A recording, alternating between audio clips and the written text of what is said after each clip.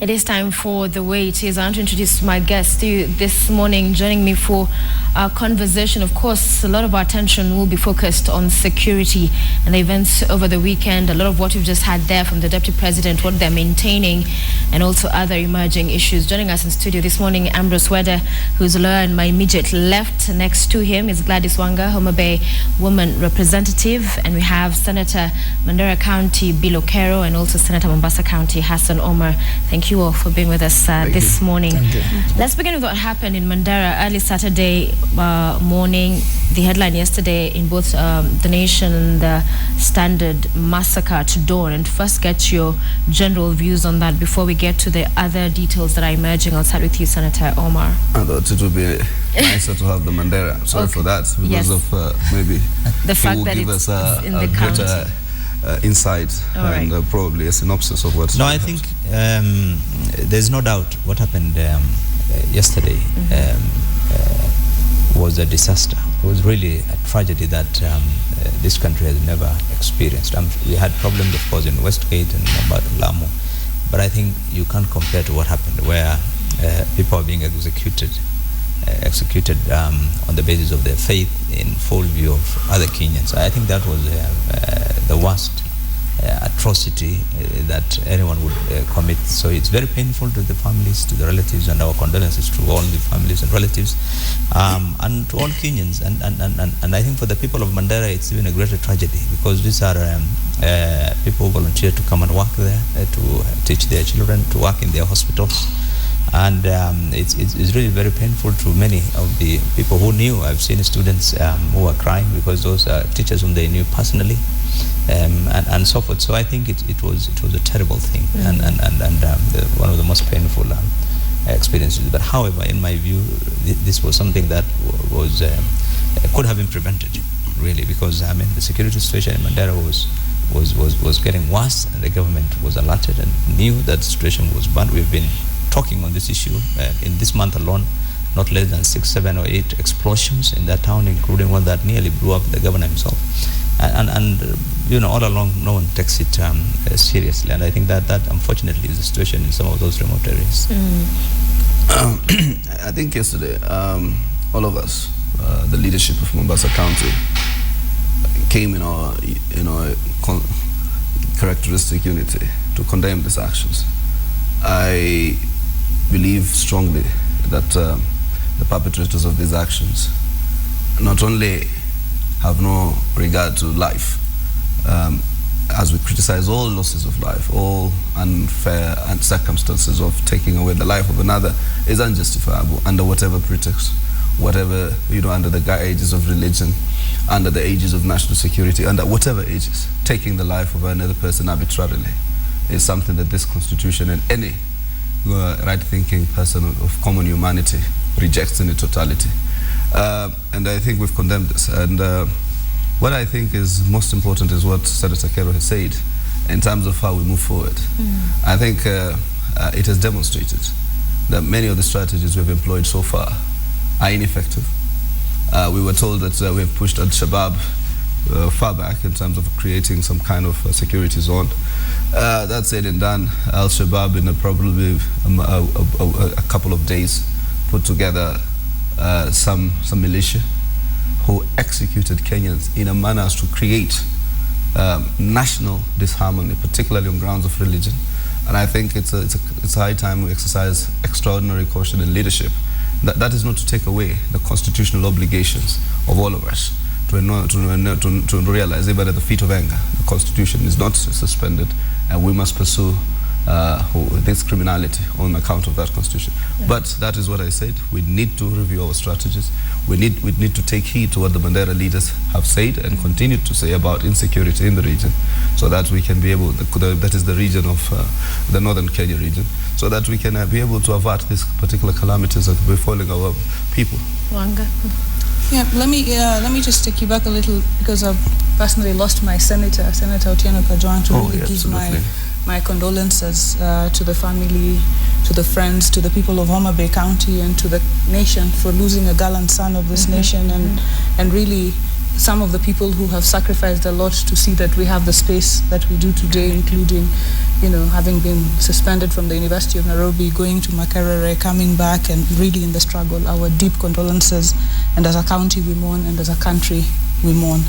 And coming to the Mandera incident, and just to really also give my heartfelt condolences to the families, friends, colleagues of the very innocent Kenyans we saw being executed. I think it was a dark day for this country, and we continue to see the days getting darker, as we move forward, than them getting lighter, and this is what concerns me. And the buck must stop somewhere.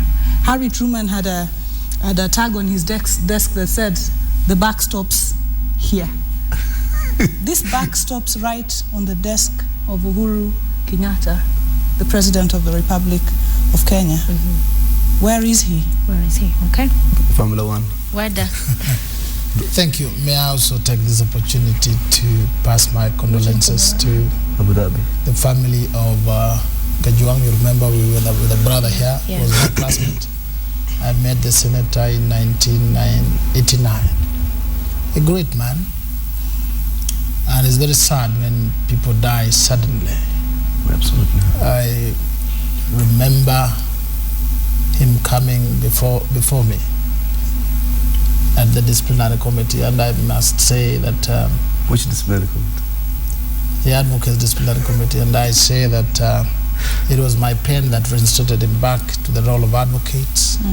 There were days when if you opposed Moi, they would come and use all sorts, and I think again that background, he was struck off the role. But many years he came back, and he was a minister, and I do recall that he sat the whole day. When a minister appears before you want to feel big, he came at, but he sat patiently at about 4.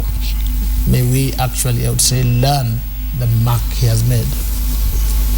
Coming to Mandera, I think it was very sad. Sad that people lost their lives. Sad that Mandera County will be more and more isolated by the rest of Kenyans because of fear. Sad that it appears that it was aimed at other religions, especially Christians. But I would like to tell our people that these are criminal acts. If we accede to where they are leading us, to hate each other on the basis of religion, to hate each other on the basis of region, to shun some of these regions, we are going to divide and this country further and further, and we may recede to an abyss where we cannot stand together. Again, but looking at it, I think there are a few things that we need to address as a country on matters of security, especially with regard to resources, cooperation of leaders. The Northeastern province has been a problem over the years, from bandits to all these people. So the leaders themselves, some of these people, you know them, and the leadership should come up, join, and then allocate more resources. When I see senators here, senators and MPs saying the buck stops with the President Uhuru, indeed the buck stops with him. But with 1.2 trillion shilling budget income, you want 45% of it to the counties, 20% to education, all these things. The limited resources in this country is a big, big issue that needs to be addressed. We must need the cake to be big, bake the cake to be bigger, so that we are able to address issues. But if we just shout and shout, Uhuru come out, Ruto come out, without addressing these issues, then our problems will grow bigger. Yeah. Senator Karo, where do you think the ball is being dropped with this one? Because you say over the past few months, there's been a lot happening in terms of the security and insecurity acts in Mandera. The same have been reported. We've not seen any preemptive action. The Deputy President in his speech yesterday said that, yes, they killed the attackers just after this incident. KDF went after them. But the huge concern is that at the end of the day, for most people, and actually for everybody, it is that you preempt an attack. That when you say then intelligence was acted on to ensure they are caught, why then before was it that did not happen before? Where, in your opinion, is the ball being dropped here? I think when the government, KDF forces went into Somalia, the reason that was given is to create a buffer zone on the border so that these terrorists do not infiltrate into the country. What has happened is that under AMISOM, that region was divided into sectors. And that area that borders Wajir and Mandera, which is the largest area, is called the Ghetto region. That sector was given to Ethiopia under AMISOM. The Kenya government went down to Kismayo area. So what is happening is that Ethiopia has no military presence in that region of Somalia. And when Shabab forces have been moved out of all these other regions, that's where they ended up. So they're right on the border, hundreds of kilometers. And Wajir Mandera border on Somalia is 700 literally kilometers. And this is the area that is controlled by Al-Shabaab. And the government knows. We have told the government that it is in the interest of Kenya that KDF forces take over that sector and not waste their time looking after chapel and other things in Kismayo. But nobody listens. But to give the government credit, what they have done is that they have been doing this kind of aerial attacks using jets and so forth in that area, as they did yesterday. But that has not stopped the problem. And what we know is that the last couple of years, there's been dozens, literally over nearly 20 to 30 people have died in the last 1 year alone. Outside this 28. Between 20 to 30, including 11 police officers and KPR officers who were killed in February this year. When the Parliamentary Committee on Security visited Mandera in February, and after they were investigating the Westgate matter, because the Westgate, some of the terrorists from Westgate entered from Mandera. Mandera has been the entry point for terrorists into the country from 1998, and this matter is what we have tried to explain to the government, that if there's anything you need to do to prevent terrorism in the country, please focus on the entry points like Mandera. So when the committee went there in February, they reported, it was published in the newspapers. They said the security there is in shambles.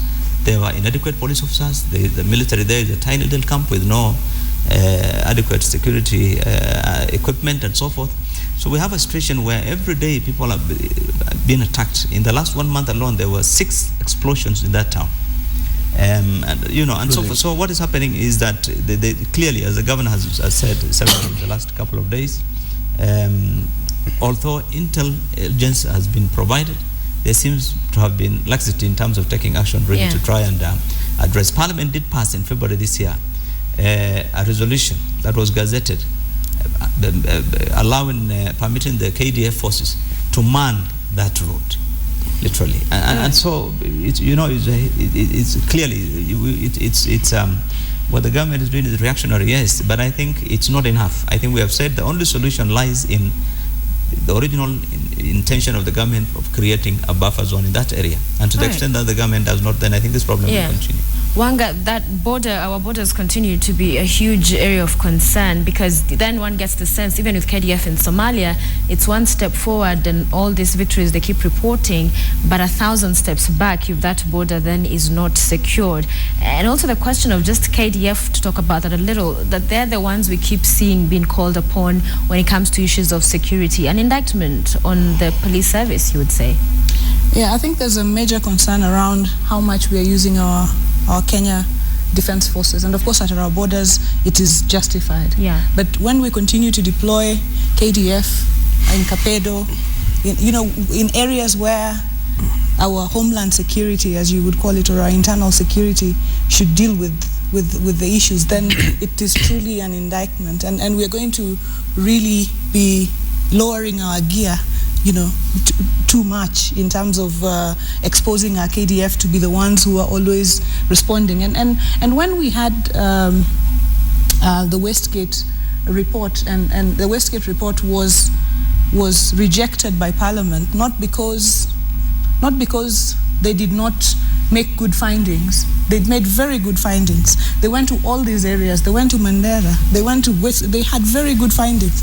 But they developed cold feet in making strong recommendations on how to move forward. Because what we expected was to say the security systems failed here, and therefore heads must roll in this manner. And this is why the report was rejected. And we saw the president saying after Westgate that we're going to have a judicial commission of inquiry, which never happened. And this is why we come back to the question of how serious is Uhuru Kenyatta. And I know that Kenyans are out there now saying tumechoka, and they want to occupy Harambee Avenue tomorrow, saying tumechoka. Tumechoka is a vote of no confidence, plainly said, is a vote of no confidence against the Jubilee government and Uhuru Kenyatta. And I know Kenyans are expressing their anger at Lelenku and at Kimayo, but the buck truly stops with the president. When Kenyans say tumechoka, the government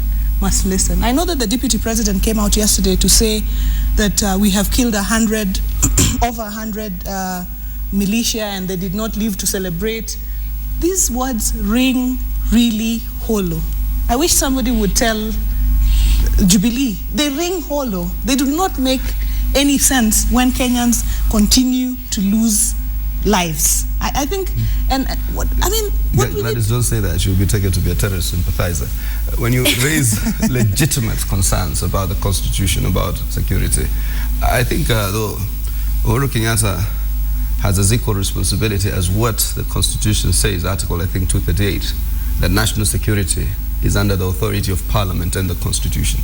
So therefore, Parliament also has a fundamental role in the management of national security. The only problem is the Parliament needs to shake itself off, the vestiges of feeling that they are an extension of the Jubilee national executive. You see, they need to discharge their mandate in a more fierce and independent manner. Because I've seen my colleagues, Morcoman and the rest of us, including myself, Senator, here there is a direct mandate of Parliament on matters of national security. It says national security shall be under the authority, because we didn't want to give it particularly to one individual, under the authority of Parliament and the Constitution. And that's why I always argue on the basis of the Constitution.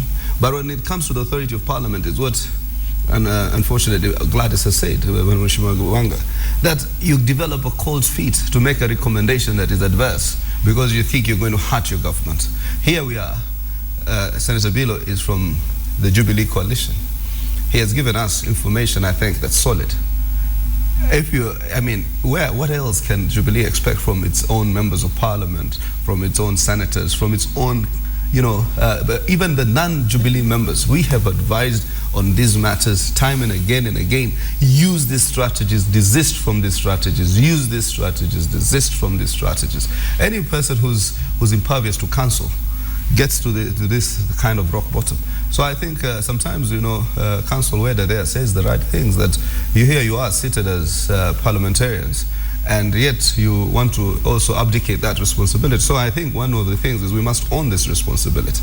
Parliament, particularly the National Assembly one, needs to be a little more fierce and robust in terms of not that tyranny that we see there, almost an unabated tyranny in terms of just being a hollow kind of house that doesn't necessarily hold the government to account. Why are you asking somebody to get rid of Ole Lenk? All you need is to have a petition tomorrow in Parliament and pass a vote of no confidence. You'll make even politics easier for Uhuru Kenyatta, because I think also in his mind he's trying to manage this whole dynamic of Masai and whoever else and whatever else. So what you do, present a motion or against him or against IG Kimayo, because it's under the authority of National Assembly, censure him, get him out. Uhuru will be under obligation, the president, to appoint a new CS. Yeah, whether even Jubilee members are saying we're tired of this tough talk, that after this incident you'll see the leadership coming out and say we'll go after them, we'll get to the bottom of it. But it's now getting stale. It's everyone is tired of this. Surely they cannot still do the same things and expect things to turn out different. Sophia, that is the tragedy. The tragedy that the leaders who should know do not know. And they join the public when they go for funerals, and they talk like everybody else, yet they should know. One, where is the money? Even if President Uhuru wanted to man every house, where is the money? We have 1.2 trillion shillings collected. One. Where are the police officers? How many are they? Less than 100,000 total. Half of them are actually guarding the senators and the MPs. Each person has 3-4. If you want to man 700 kilometers, that is like from Mombasa to Nakuru. And if you are going to put 10 policemen every 10 kilometers, how many are those? These people have no idea themselves. So when they reach the public for popularity, they talk. The problem are resources. And that is why it appears the government has to use the KDF, the available resources, because there is no money. Now, secondly, when the same government said, let us innovate, let us do Nyumba Kumi. They were on top of mountains and big buildings, saying never. And Nyumba Kumi was this: when these KDF people come from Somalia, you are able to tell and report that we are seeing strangers here, people who are not part of us. Please find out where they come from, who they are. The same people are talking about human rights and whatever. But whether in Mandera, yes, when you have the people there and even the leadership talking about this increased threats and attacks, and they're accused or told they're politicizing issues and nothing is done, surely. Let me just, I'm coming to that. We have gone to the Nyumba Kumi. You can see that problem. Then, when you come to the city and say, look, these people have infiltrated us in the city center, let us flush them out. When you go out where they are to flush them out, my brother Senator Umar and his colleagues and the entire Muslim community are happy now. We are being finished. This cannot happen.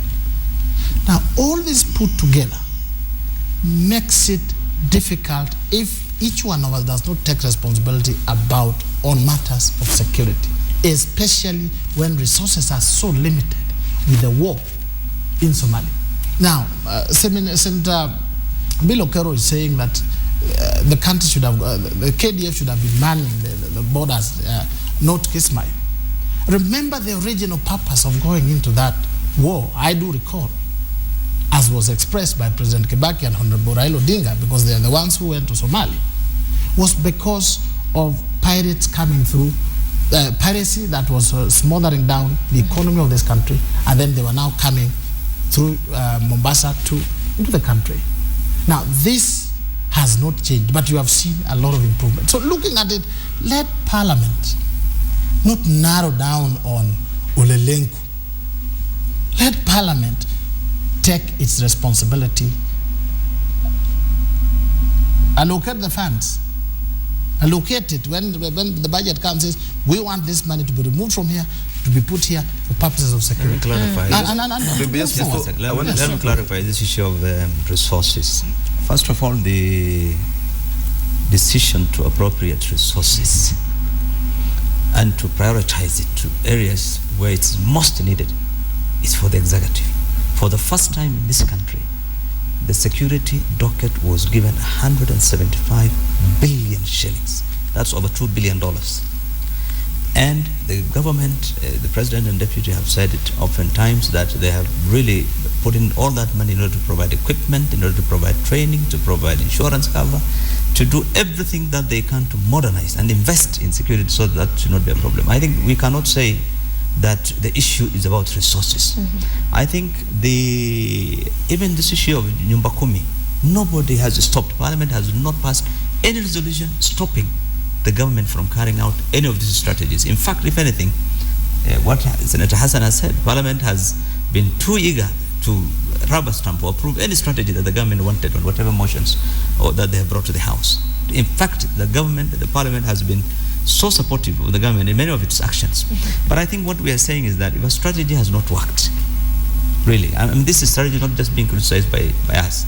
It's been criticized. For example, the strategy that our colleague is talking about, like what happened in Italy, was criticized up to all the way to UN. It's not the way to, you don't collectively, that is not a way to fight terrorism. what we have said is that if you want to fight terrorism, the way America and everyone else is doing, invest in intelligence. That is why for the first time we have given these guys 17 billion shillings so that intelligence becomes the main thing. So that you pick below if you think he is the suspect from his house. You don't go arresting 1,000 people and then you say they are all part of what we saw in Kasarani and other places. So what we are saying is that, yes, there are challenges. Leaders are ready to work with the government at any time. This is what they've been calling for in Mombasa. This is what our governor and others are complaining about in Mandera. Why don't you involve the leaders? Why do you lock out county governments? Why do you lock out people in seeking... But to that argument, the DP said, why are people sitting back and saying, why are they being locked out? Isn't it already a platform just to... Is it a body they want formed to come and share their views? Is it some responsibility or some small army allocated to county government? No, it's not. His argument was... You saw the fallout in Mombasa between the governor and the commissioner there. Right. You saw what is happening in Mandera, the governor saying that we are sharing our intel daily, whatever we have as county government. It's how it's being as deliberate policy by the county government not to share any. So how do you work with if there is no, there isn't of course any legal or administrative setup to work together between the two levels of government. But what we're saying is that really involve the leaders. I mean, if you want to take action, on that very account, I've heard them say that a lot of times, and we tell them you just can't walk into a meeting of let's say the security meeting. You just can't walk into a meeting. But then what happens? You hear that we decided on Wednesday that we're going to raid mosques. So we've been planning this operation since last week, and I think there's a way in which if at least we affected some of these things like county policing authorities, at least the governor will have a responsibility within all the various counties to at least be part of the managers of even potential political fallouts that we see rising from national security. But just one thing, I don't know which camera I look at, we as leaders elected, and this I want to tell all Kenyans, make no mistake, make no contradiction, we will never abdicate our legitimate constitutional obligation to articulate and defend interests of the people or communities that elected us, and that means also the national interest. And therefore, let it not think that justice is a popular discourse that will always stand in the side of some ignorant public opinion. So therefore, let it be known, if you come and violate an entire community, under whatever pretext, we will continue to articulate those interests. All right. Only had something to say. Yeah, I think, and just to add on to what Senator Omar has said, and it is very, very important, and we cannot run away from it, and we cannot put the Constitution aside. We cannot even suspend it. Whatever we want to do, however much we blame the local leaders and say we must protect the human rights of Kenyans. We must defend the rights of people to worship. But at the same time, we must intelligently, and intelligence is the thing here. We must use intelligence to fight terrorism, and no leader will be found standing on the side of terrorists. Who wants to stand on the side of terrorists? No leader will do that. But we do not want the government to use that as a blanket to silence us from speaking for the people who have elected us to represent them. And let me talk to the resource question. I think the resource question is a question of the previous financial year. I think my brother Ambrose is speaking to maybe maybe 2013, 2014, or maybe, because in this financial year, as has been very well put by Senator Bill Okero, anything security, any ceiling that was put for our security infrastructure, and we were told we want to modernize our intelligence collection, we want to give our police sufficient vehicles, we want to do police housing, we want to do police insurance. Nobody touched ceilings that were set by the executive for resources they needed to run our security apparatus. So the resource question does not come in. And in fact, the intelligence has 17 billion. That's the budget that runs, Parliament, for example. And it's all there. So really, I want us to move on to the question of mosques. What they asked for is what they were given. Let me just clarify something. When leaders do not understand even the needs, they don't seem to understand how much. In Kenya, let me give you the basics. They don't even have a forensic laboratory, basic forensic laboratory for investigations. They don't know. and they don't even know how much it costs. So when they see 100 and something billion, they think that is too much. This is what the leaders themselves should know and understand, and then so that the money they give is not even enough to employ enough policemen, enough personnel. People just earning salary, but they don't seem. Please allow me to finish. Allow me to give you the basics from outside. But you get it. These leaders know that we need biometric registration of persons nationally. It costs a lot of money. It is very essential. They are the ones who say never. They don't seem to understand that. That's where the problem is. The problem comes from the leaders first, especially those who are in parliament. They take responsibility, understand what is supposed to be done, then we will move forward. They oppose everything because they don't. If you tell me the allocation to the OP regarding the security money is enough, then you don't understand what is needed. It's not about being How much does it cost to do the laboratory? Please ask me, I tell you. You know, it's not about being enough. As early as 10 years ago, when Moi was still in power, Parliament approved money requested by the executive for putting up forensic lab. Is it the responsibility of Parliament if that thing went to Goldenberg and it was shut down because of Goldenberg? Did you know that? Did anybody stop? He knows. That money of the first forensic lab. What you said at this point on that most of the officers, police officers, have been allocated. They're guarding you, the Washimiwas. The number majority of police, the numbers, let me tell you, let me clarify, figures. is not right. I think there has to be a limit to buy an expert like him to also really be objective. Okay. We have over 90,000 police officers. We have almost nearly 50,000 in APs. We have that's a significant number. The total number of people working in all the government, we've been told, offices, from the government buildings to offices to everyone else is less than 7,000. That we were told. It was published last year. So you cannot tell us that really out of 150,000, some 5,000 people looking after government institutions and officers are the problem. I think really that is to belittle what we are trying to discuss here. I mean, our security is not simply jeopardized, and our terrorism situation is not worsened by the fact that the senators and MPs have got some bodyguards. I think that really is. All right, so since the attack in Mandera, Al-Shabaab comes out and claims responsibility and says it's a retaliation of the events happening in Mombasa. 4 mosques have since been closed. The government says they're not the ones who directed for that to happen. But at the same time, we have the leadership saying that this should be reopened and handed over to the committees that were in charge before. Meanwhile, there were very many young people that were arrested, and some have argued that that in itself, the government is radicalizing perhaps from that angle, that then it gives credence to the narrative being pushed by these terrorists that we are now your defenders, we are the good guys, they are the bad guys. What do you say to that? You see, just from a basic analysis, it appears to me that Shabab could have carried out that attack, potentially, any other time. But what did they do? They waited for heightened Muslim anger. Whether we like it or not, you see, the problem with this Kenyan public of ours is to want to hear what they like to hear. But when the Muslim leadership, because they are sometimes connected to the community, tell them the general feelings and anxiety, you see there's a barrage of insults across the board. Terrorist sympathizer, this, that. The same Muhammad Ali, for instance, one of your colleagues, has been on the spotlight. The same Muhammad Ali is an investigative journalist. He says a lot of things which Kenyans agree with him. When he says things that where he raises his own opinions, there's so I think that's also being stereotypic and prejudiced against a certain group of people, a certain notion. But as I said, so immediately when they realize there's heightened Muslim anger, and that anger did not only get to Somalia, across the world. This is that audacity. Not one mosque, not 2 mosques, not 3 mosques, but 4 mosques, and saying that they're crime scenes and they're this scenes and that scenes. It outraged people across the world, and I can tell you, people kept calling us. Kenya has spotlighted itself as a country and I tell them it's false that Muslims are under persecution. I said we have a robust constitutional order that can mitigate these issues. But then that's said and done.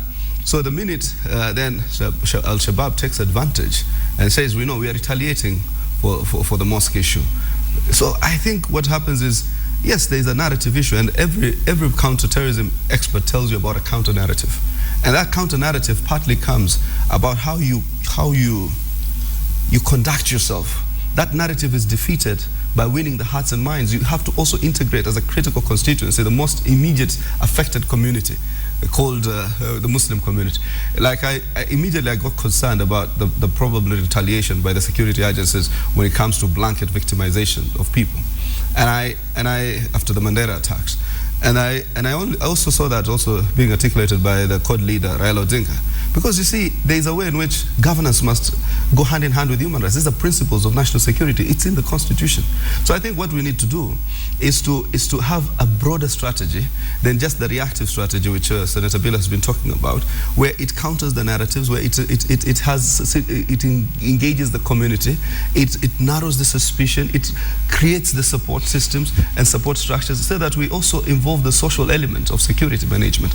And I think my own view, as long as the mosques remain shut for whatever justifications that the deputy president or anybody else gives, it continues to be fodder for the growing discontentment. And I think whether we like it or not, we will say these things. Yeah.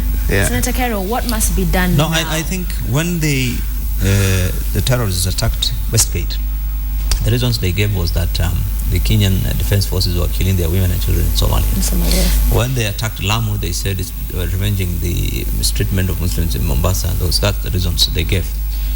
Yesterday they gave an excuse that it is because of the mosques. I mean, they would give the reasons.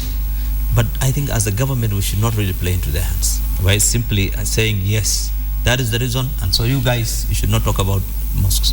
I think that would be a disaster if the government really plays, because these guys would use any number of reasons to try and play into the minds of Kenyans. I think the fact remains that these people have been fighting in Somalia and in all this region. They have attacked Ethiopia, so Uganda, Kenya, and many of these countries, and it's not something new. So I think we should know that the moment we went into Somalia, terrorism is a very complex matter. It's a global problem. You can see what is happening in the whole of, even in Syria and all those places. So I think we need to know that is something we are in for a long haul, and we need to fight. However, what we are saying is that if there is a problem, really, in our view, with some strategy that the government has taken or some action the government has taken, as leaders, I think we can point out to the government, and that's what we did in Mombasa. When these mosques were closed, neither the president nor the deputy talked about it for a whole week. They talk about it yesterday after these terrorists talk about it.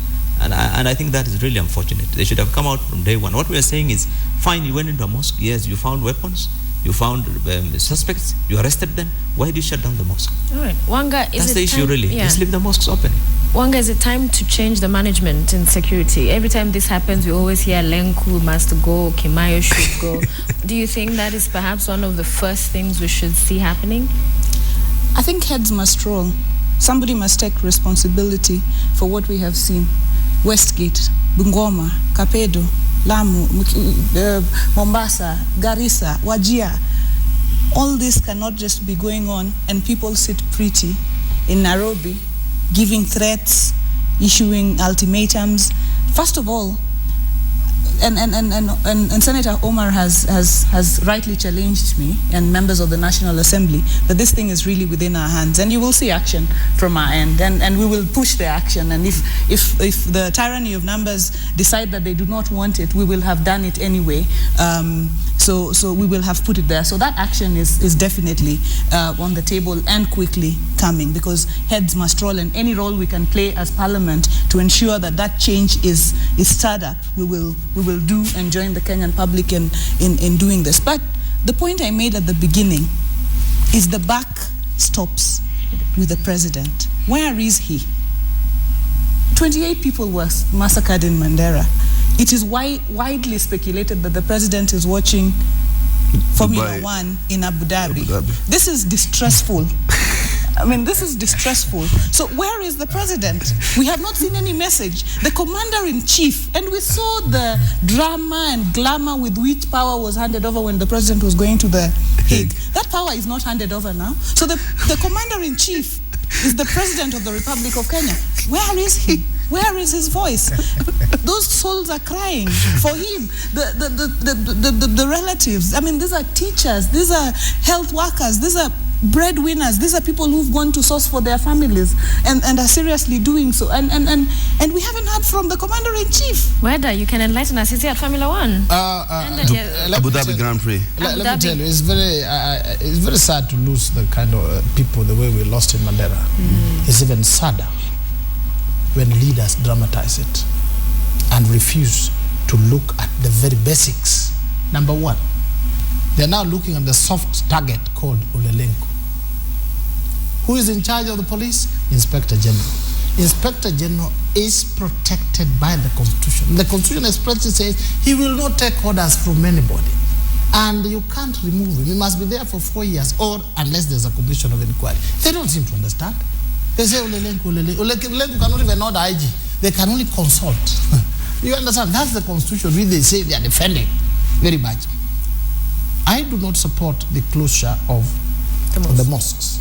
A mosque is a building. It does not attack anybody. Those who cause problems are individuals. If they're inside the mosque, I support going into that mosque and picking them. Where is the president, Weda? Well, I'm coming to that. Okay.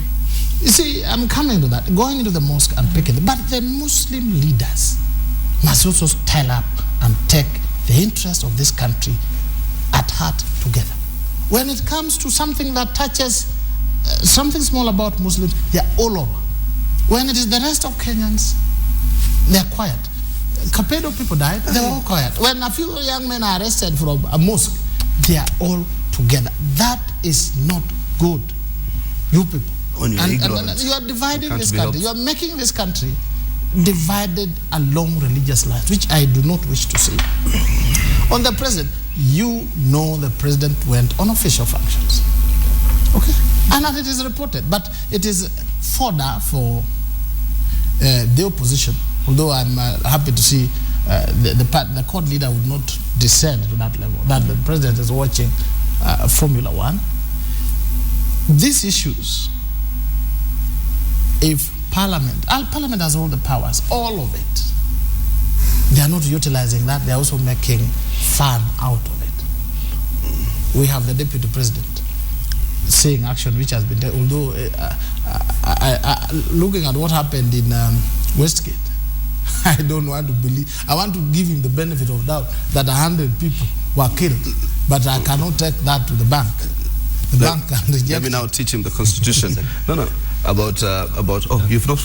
So we're saying therefore that whether the president was in or out, the country runs and the leaders are here, and the leaders are yourselves. Let me tell you what the Constitution further says, that organs of national security shall be under civilian authority. Civilian authority here depicts the presidency. And it's very convenient for Weda. Whenever the police, well, all the time, the police IG has not internalized his constitutional mandate or his independence. He's literally controlled by the executive, literally, in a literal sense. Even his actions, his utterances, you can tell where they emerge from. But that said and done, whenever there's issues of accountability, they say how the police is shielded from the public scrutiny and audit. But that said and done, that's this ignorant narrative. Yesterday, we called a press conference, like every other leader has called a press conference from the Muslim faith, because you think that there's a way in which we must react. Nobody ever reacts to any catastrophe that befalls Muslims. I can tell you for a fact, I know the selective people. Whenever Muslims are under certain distress, when it comes to Capedo, we reacted, we said things about it. When we came to Baringo, we said a lot of things about it. We are human rights actors. We defend all kinds of excesses that take place wherever they are. And what people want to do is to mute Muslims when it comes to legitimate interest of their communities, because and yet nobody else speaks out. Which leader have you had? The person I can say with a little fairness, and this is not politics, I've had Raila Odinga during the operations in Italy. I've had Raila Odinga on part of these operations in Mombasa. So I think I can, and the CORD coalition in its entirety, including Kalonzo Musyoka and Wetangula. But I think what happens is when you have a narrow perception. Yesterday we called a press conference. We called it specifically, and we said it even in the press invites, to condemn what happened in Mandera. Then a question was asked about mosques. Should the mosques be opened? by the journalists. Immediately, we had to respond to the question saying, yes, we think they should be opened. Rather than carry the condemnation, all the media houses, channels carried that statement about us reopening mosques. So, we can only do what is reasonably within our power in terms of raising some of these issues. But this ignorant narrative about saying how Muslims are divided in this country is most unfortunate. It is most unfortunate. A minute each to wind up on this question, yes. No, a minute, if it is winding up. No, not the whole. We want to move on to a just different on this one, yes. I wanted to first to be fair to the president also. Yeah. We know that he's there on some official business, and I think yesterday you have seen him signing off into investment things with the UAE government. So I think it's not fair to suggest that the president went there to enjoy himself. But I also agree with Wed only on one thing, that maybe dealing with Kimaiyo and Olelenku would be dealing with the small fish, and what she said, that the president is ultimately where the buck stops, I think is where to begin. That the president really needs to look at this whole thing about the strategy for fighting security, or the leadership and management of security, and really take some actions and address this matter. So I think what would you have him do? I think there's need for him to want to overhaul the security structure. It's not just about the civilians who lead them, like Olelenko and so forth, but really I think some of the times it is within the command structure itself that needs to be looked at. There's need to look at the coordination. There's a disconnect.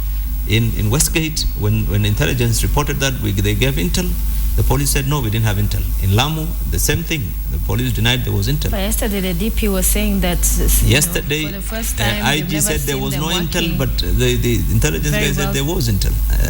So this disconnect also is one of, and the coordination is something that again he needs to address. So I think there are a number of things that he needs to do really to try and change the situation in the country. Finally on that one, I just wanted to weigh in on the question of mostly the religious aspect of terrorism, and I think no religion wants terrorism or preaches terrorism, and I think we should not go in the route of trying to say Muslims on this side, Christians on this side, let us now come at each other. I think jointly, and we have seen in equal measure Muslim leaders and Christian leaders coming out to condemn acts of terrorism, and I think this is the path that we must take.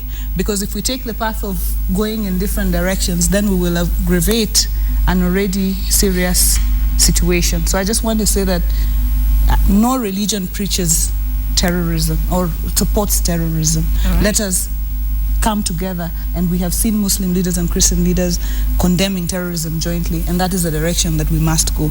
Okay, we'll continue to follow that story definitely as it develops in coming days, and let's move on to politics now. A lot of developments also on ODM. National leaders, officials announced. So party leader Raila Odinga, just to quickly run some of our viewers through in case you did not catch that list. Party leader Raila Odinga, first deputy party leader Hassan Joho, second deputy leader Oparanya Wycliffe, the chairman John Badi, with the 4 deputy chairs. The Secretary General Ababu Namwamba with 2 Deputy Secretary Generals, one of them being Agnes Zani. Then you have Organizing Secretary Abdikadir Aden. Then First Deputy Organizing Sec George Aladwa. And then there's a second and third and fourth Deputy Organizing Secretary, amongst others. Weda, I will start with you. I want to hear your thoughts on this lineup. That's a first one for ODM and their court leader. That's called boardroom democracy. Yes. Boardroom democracy that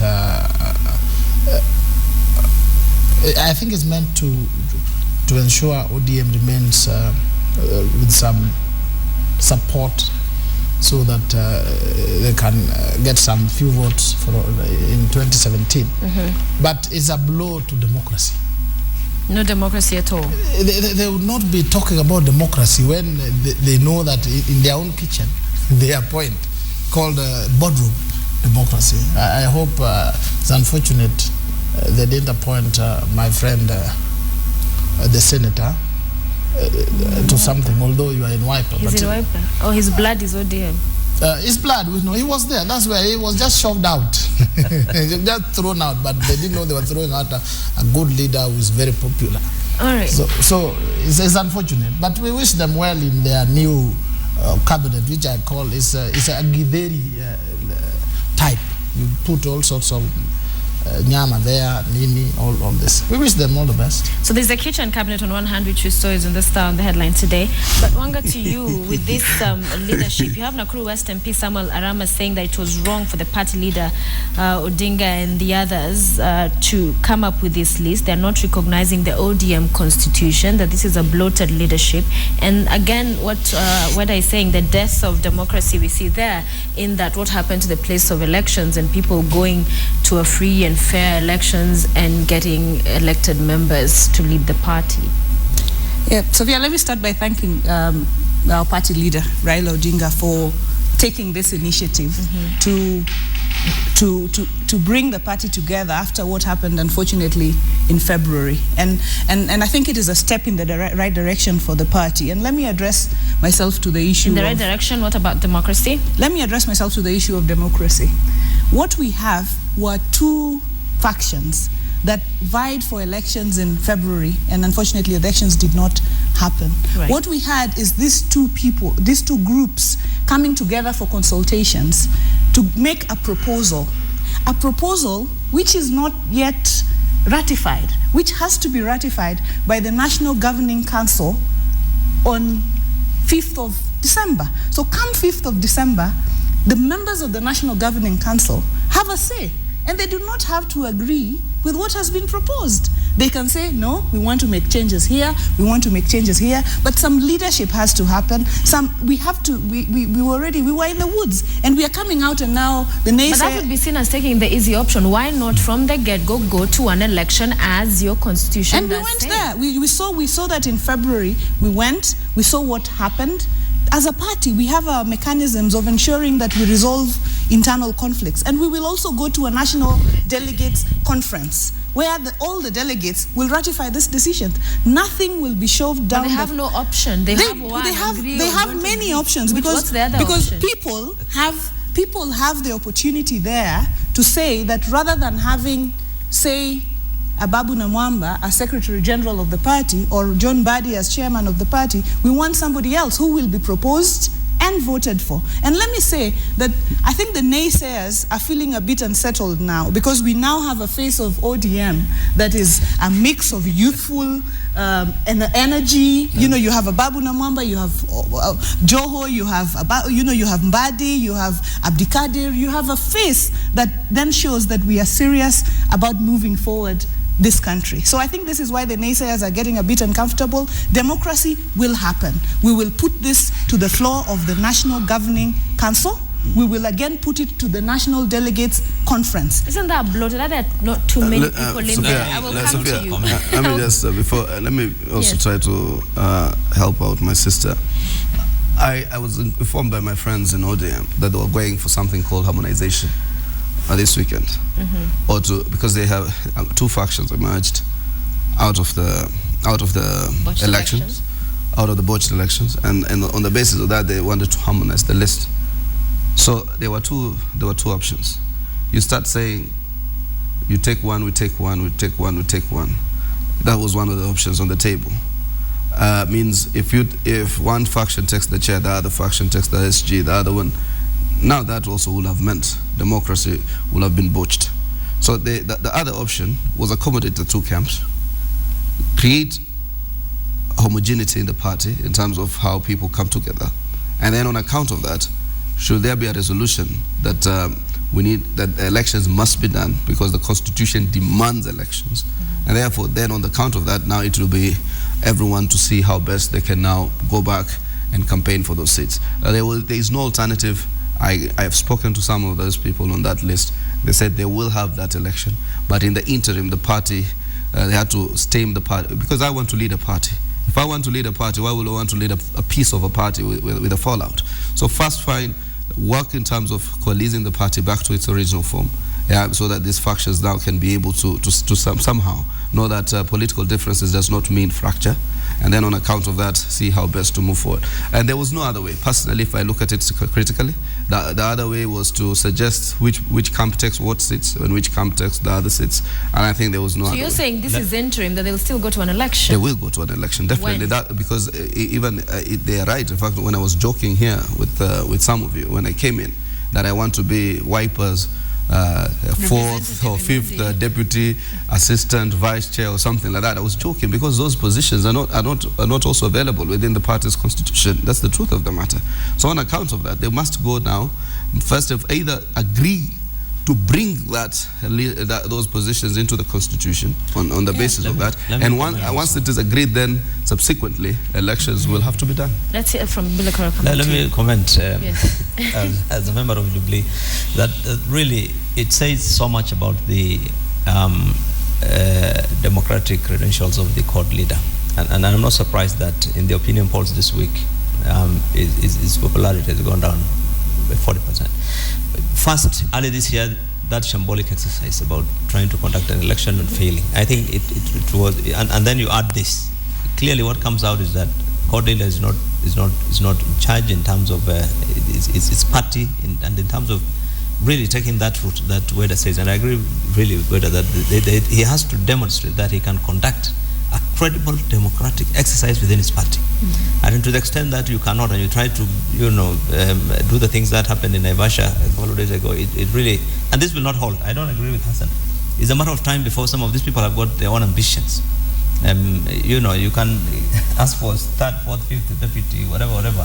But it's a matter of time before, as we got closer to the elections, that people want to flex their muscles because you have to, position. So I think it's clearly the court coalition seems to be in a crisis, and I think they need to tell Kenyans that look, they can't clean their house, they cannot talk of leading the nation. I think that coming from Senator Bilokero really is a surprise, because no other party really has attempted even to begin the route that ODM has taken. I think it has taken courage, and as believers in a multi-party democracy, I think we must give credit to ODM for trying to put things in order within this party so that we maintain a state of multipartism. But you realize that our friends in TNA, in URP, cannot even shake themselves off, cannot even get the slight courage to even just have, valid, because all the officials they have are still interim. I mean, they have never held elections. So I think coming from Jubilee, that advice is good, but I think... Let me just finish.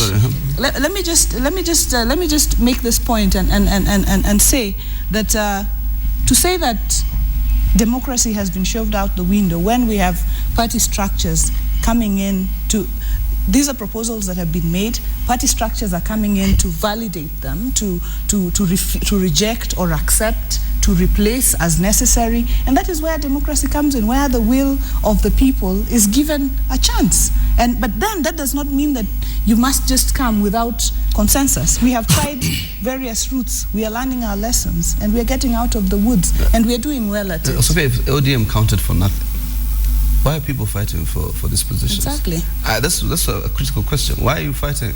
Because if the party counted for nothing, why is anybody wanting? Why does somebody want to be the party leader, the deputy, or the secretary general, or the chairperson of the party?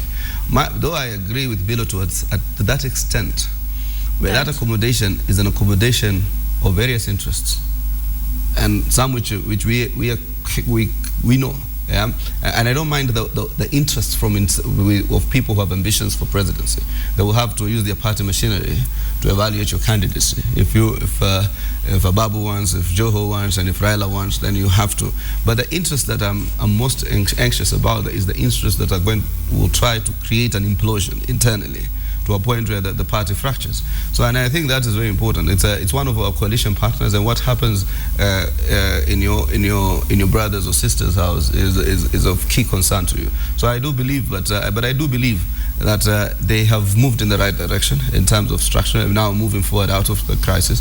And Senator Bilo, I have no, I know that you are in ODM. A lot of people, even William Ruto was in ODM, and he has 6%. I was just trying to bring to you that that popularity rating, that popularity rating, just a minute, that popularity rating is expected when you're not an incumbent. Incumbents are able somehow to preserve a certain consistency. Yeah, incumbents. Look, come even to Mombasa County. Those of us who are incumbents have literally, in quotes, vanquished our political opponents. They will resurface. The mood will come back again. It will heighten once we are now back into the election, fever, as they put it. In a truly democratic country, it doesn't work that way. In fact, it is the incumbent. It is the government that has a big challenge, given all these challenges that we have just talked about. This is what you see in America. That's why opinion rating of Obama and all his team, goes down dramatically when they're in power and the opposition, manages to get into Congress and everywhere. But let me tell you this: I was in ODM, even I was a member of the NEC in 2007. The only other time ODM tried to conduct election, it is split into two, and that's when your Wiper Party leader was shoved out of the window. So, and this is the second time that they tried. So at least you acknowledge ODM is trying. Trying and it's just not working. It's trying, but He's trying. Nobody else is trying. Nobody else is trying. At least they're trying. Yeah, they're trying. This new brand of ODM democracy, unfortunately, breaches the Political Parties Act. I hope Raila Odinga will be informed accordingly. The law envisages an election. We are pumping in public money into these parties. Therefore, all of them must have proper, free, and fair election, not a Githeri-like election. So when is TNA's election? When it is arranged, TNA is an organized party that does things in They must conduct election. We don't just do it. We don't have people in black or in white. It's just done properly. Let's do it. And let's do it then. Just do it. Now that you have done a Githeri form of boardroom democracy, we will shine again. Meanwhile, there are 4 MPs who've been ejected from parliamentary committees, ODM, deemed to be rebels or moles of Jubilee. And one of them, the MP Kisumu, what's his name? Ken Obura. Yes, Ken Obura has come out to say that just because he made proclamations as to alluding to the fact that there are sycophants in ODM, there is no legal basis to then begin to eject him from a parliamentary committee. What do you say to that, Hassan? The first person to be ejected from a parliamentary committee are not the 4 batch of COD ODM members. It was Boni Khalwale by Jubilee, and I will not say the circumstances of his ejection. Why but not? Boni Khalwale was the first, based on was perceived disloyalty to the coalition, to the coalition's position, his perceived support. Is it perceived? Perceived or real? So at that time it was perceived. At that time it was perceived. So within the first 2-3 weeks of Parliament, Boni was ejected. So, but based on that perception now was cemented. That's why you are told sometimes don't tell your child too many things. Don't tell him you're a criminal all the time. Probably he might end up doing so. You need to sometimes counsel with good words. That's why we're saying in strategy, your language matters. So what happens is, but Boni finally ended up crossing over in its totality in terms of as a person. The party, what is it called? Union movement. What? UDF. Oh, UDF. Union. United Democratic Front, a forum, yes, where we realize they are not even in charge.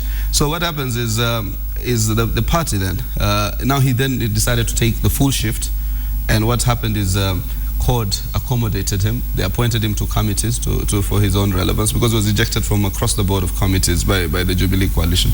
So we put him back. But is that legal to then jump ship and move so on we to put this him. other, there's nothing that stops without the losing your Jubilee's seat and going magnanimity to appoint Ken Obura, Dalmas Otieno, Arama, and Zainab Chizuga into committees. So we appointed Khalwale into committees. In fact, we even gave him a chair of a committee which would be headed by a court coalition member. The PS PAC committees, the accountability committees, are usually the preserve of the opposition. In fact, the standing order stated very clearly, I am the vice chair out of a negotiated bargain. Yeah, so I had positioned myself for the chair of the PAC. I acknowledge the fact that Khalwale is fairly more experienced than myself, so I settled for the vice chair of that very committee. And I told him, since it's a sessional committee, we appoint every year, I am not out of ambition to be the chair of that committee. But that said and done. So finally, CORD also now rewarded him. So my view, rather than cry over who's removing who from committees, if Jubilee feels that these members add value to their coalition, like we felt Khalwale adds value to our strength in Senate, it's important now for them to just take Mwanaisha to, I keep forgetting, the more famous Chizuga is Mwanaisha. So Zainab Chizuga, what do you call it, Arama, Ken Obura, Dalma Sotieno, into the Jubilee committees. In far as the law, can one just jump ship from one political party to the other and still keep their position? In terms yes, jumping, that is not allowed by law. Is when you literally, quit your party and join the other party formally. Then that of course, is what is not allowed by law. But what is happening is not really, it's a question of a party member working with a particular party. In the case of what happened in the case of Boni was he was de-whipped by Jubilee because he was in our finance committee voting expressly with the minority party. But and of course Jubilee's magnanimity was clear even then. Even as we de-whipped Boni, we appointed. We nominated Amos Wako to the Legal Affairs Committee as the chairman. We nominated Orengo to one of the committee chairs and so forth. So it really, to some extent, yes. But I think what probably needs to be looked at is how much of these members' alliances with the other party, how significant is it? I mean, you can flirt around with another party's ideals and so forth, but I think it's just to what degree, to what extent does it affect the operations or the activities of your own party? I think that is the decision that will be looked at in terms of de-whipping a member from a particular committee. But the party has a right to de-whip a member if they feel that the interest is being jeopardized. So, Honorable Wanga, what do you say to the proposal that the plenary approval be required, be mandatory when a party moves to kick out a member from a parliamentary committee? I think our standing orders are very clear. If you look at the standing orders of what they want to change. The National Assembly, I think the parliamentary party, and this is informed by the fact, and this very fact, and I think these were looked at into detail in the last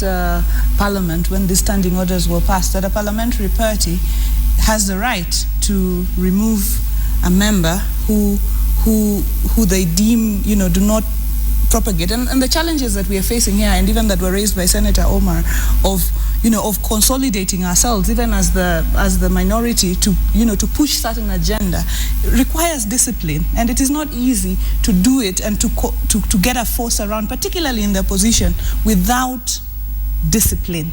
And when the party has mechanisms within which to consult, and we have parliamentary group meetings and so on. And if you have dissent, you can observe those within those settings. But once a position is taken, I think it is incumbent upon every member of the party to then propagate that specific position. So I do not support amendments to that particular part, because I believe the parliamentary party should have the right to remove you or place you within committees. And when you say, when your party takes this position and you create confusion by taking different positions without having dissented those positions at the correct forum, then I think it then becomes very confusing and a big risk, again, to multi-party democracy, because if we are all driving towards a direction that we all want to be one big party in government, and then where are we going? I mean, people shed blood for us to have a multi-party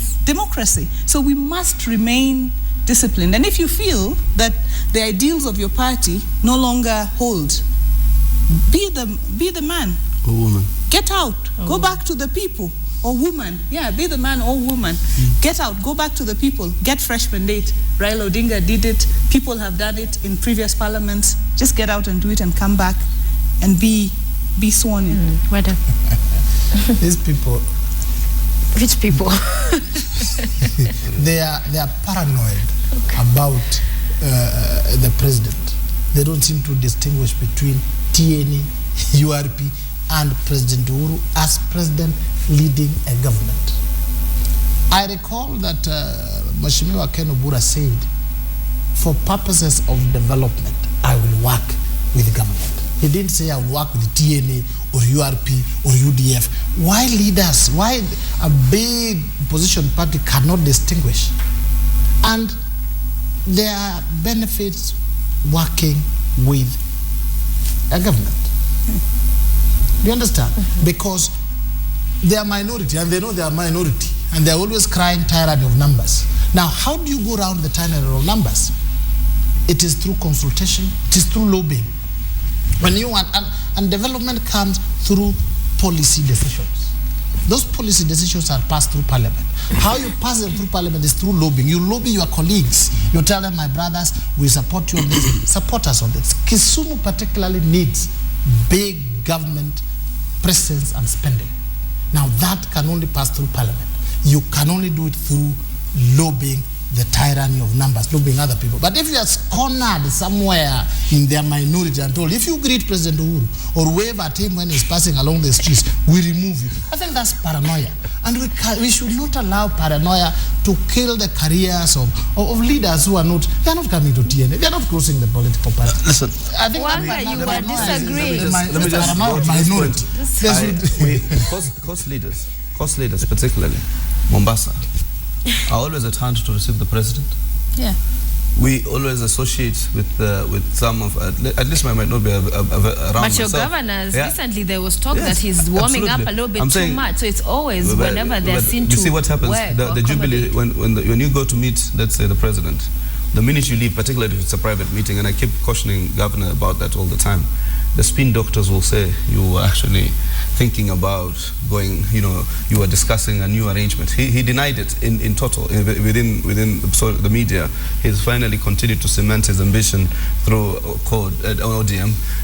He has demonstrated to us in the Coast leadership members that he might want to, so I think it will be catastrophic for him to just from a casual point of view, to now decamp to Uhuru Kenyatta as a TNA when he holds the kind of strategy and ambition that he has. But that said and done, I can tell you for a fact that nobody has told the Court coalition members not to associate with the presidency. People receive him everywhere we go.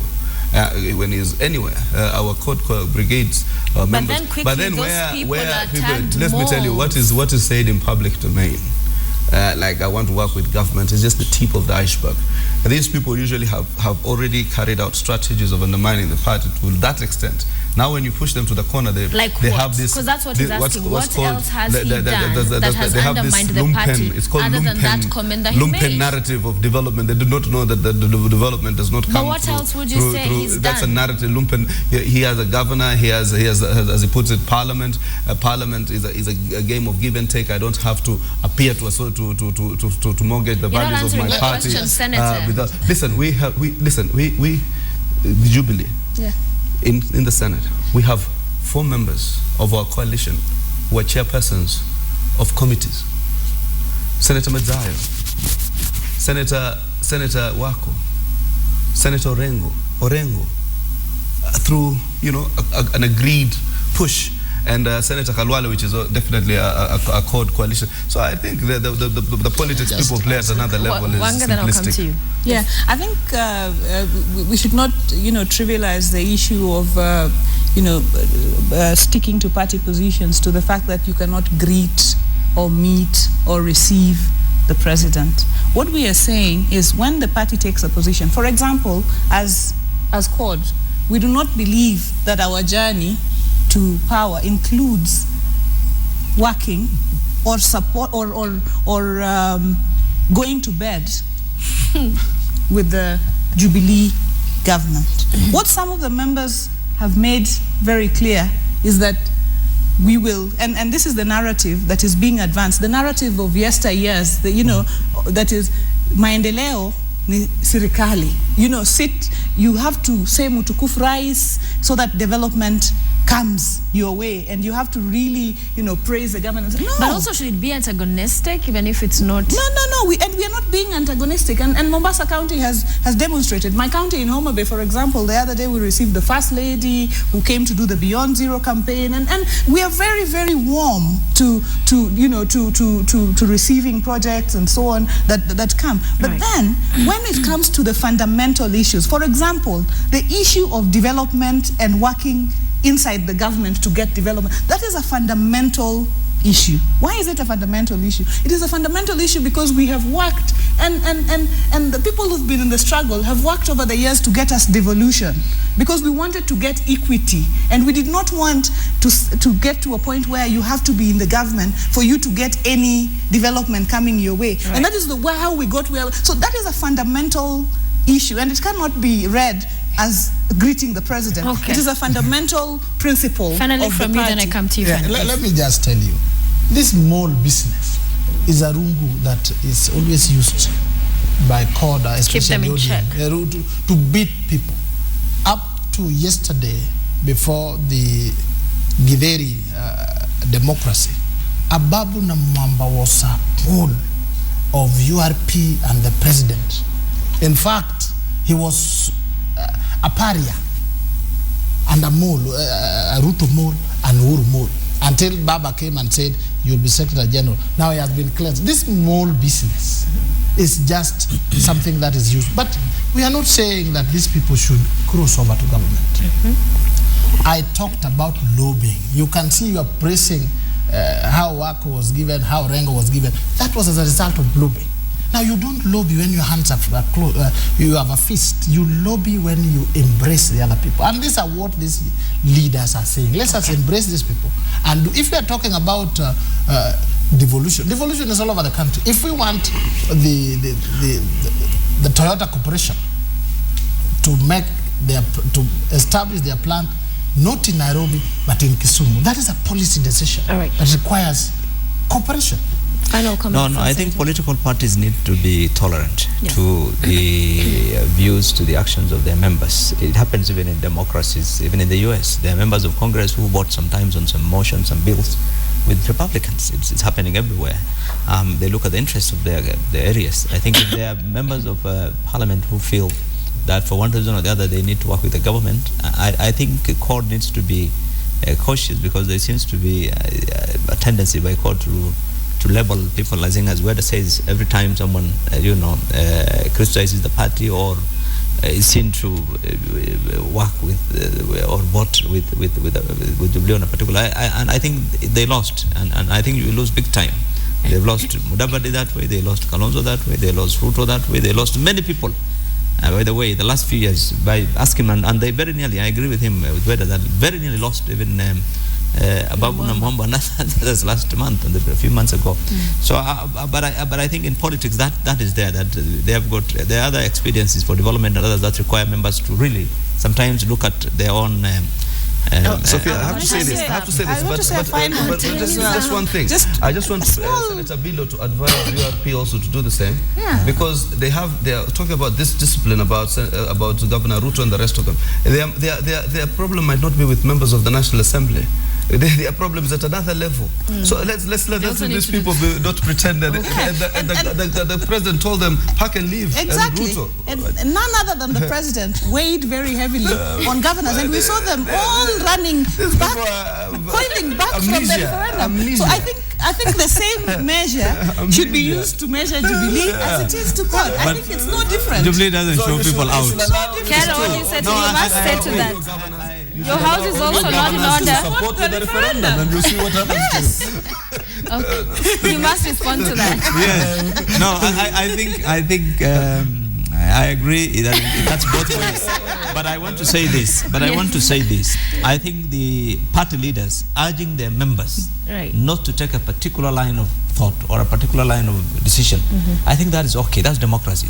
For the president to say, look, you members of Jubilee, please don't support this referendum. It's wrong. And if you support and if you support it, you will be going against the ideology of the party. Get out. I mean that you know, that's a way of simply applying pressure. But I think that's a way of putting pressure. That's just pressure, but we don't actually shove out the way people get shoved out. But I thought the court should have also done the same. They should have told the likes of Ken Obura and Almas, please stop.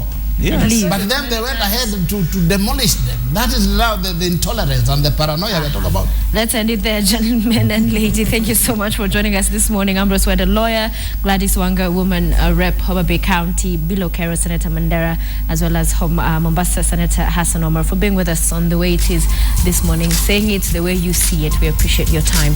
Have a lovely day. And this is The Way It Is. Do stay with us. After this short break, we have your inspiration coming.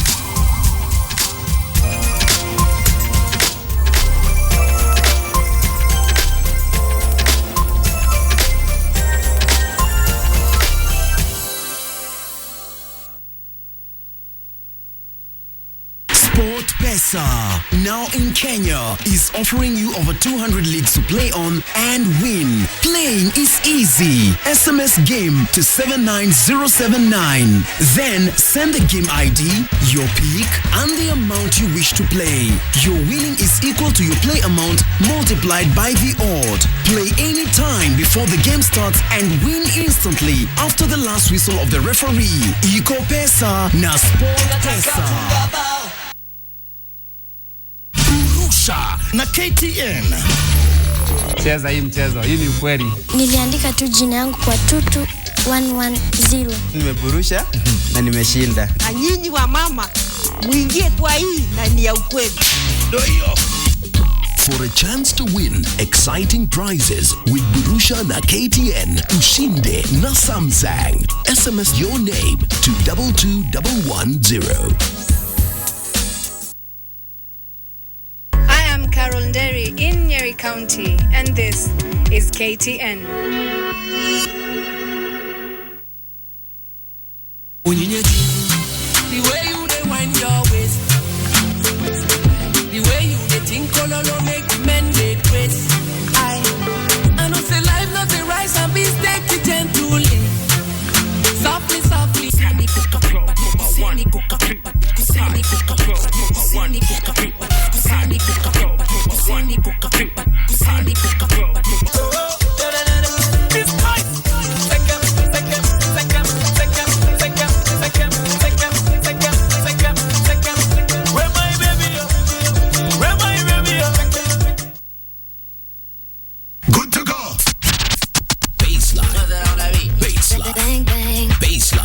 Monday to Friday, 5 to 6 p.m. on KTN and Baseline. Baseline. Double tap, tap, tap. Baseline. I don't want no mediocre. Baseline. Monday to Friday, 5 to 6 p.m. on KTN. KTN. Next on The Legal Wife. Ladies and gentlemen, the new face of Waterfall Shampoo. So if you need someone to talk to, have coffee with, or maybe have a drink with, just always remember that I'm always available. For the longest time, I've known that you and my dad don't get along. That family of yours thinks so little of me. What is happening to us? We were never like this, Adrian. We never went to sleep angry at each other. We'd always forgive each other no matter what.